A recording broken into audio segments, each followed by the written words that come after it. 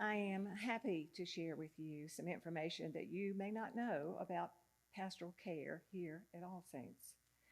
Some people may think that pastoral care falls only within the purview of our clergy, and they do such a great job. But as Roger Ball reminded us last week, there are more than 500 families in this parish, so there is much that you and I can do to assist our clergy with the care of our church family. The Pastoral Care Committee is currently made up of about 16 members, both men and women, who represent various ministries involved with pastoral care. The mission statement reads as follows: to provide love and care through ministries to those in need of support during challenging times of life, to offer assistance with transportation, bereavement, food, prayer, and healing to all members of the church, to communicate frequently with each member to ensure that all needs are being fulfilled, and to seek to serve our Lord Jesus Christ as we continue to follow his calling. Needless to say, these are lofty goals. So how do we try to accomplish all these things? Well, it starts with the Baptismal Guild, who welcome the friends and families of our newest little members and craft those beautiful banners that are used during the baptismal service. And then there's the Wedding Guild that assists with both rehearsals and celebration services while making sure that guests from the community at large are comfortable. The In Stitches Knitting Group meets on Thursdays and creates beautiful prayer shawls for those who are ill or hospitalized. The Funeral Guild provides hospitality to bereaved families when they are at their most vulnerable time, both before and after services. Another function of pastoral care is to create care teams, providing food, transportation, and other services to members who have acute needs. In addition, we have meal teams, primarily for short-term needs like illness, new mothers, accidents, or injury.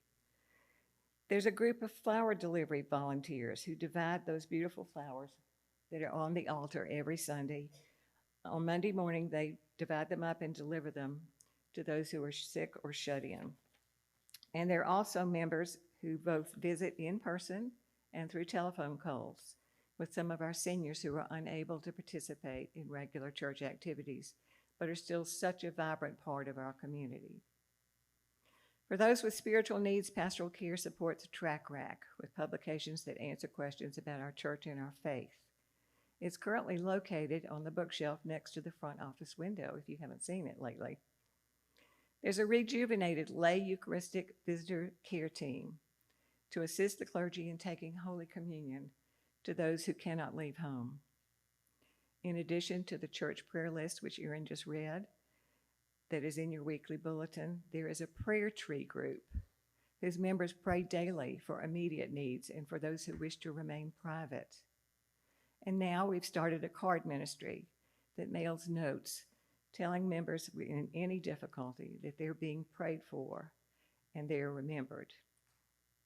I've tried to give you a brief overview of what pastoral care does in our community, but as you can imagine, it takes many, many more members than just the committee to accomplish all of these things.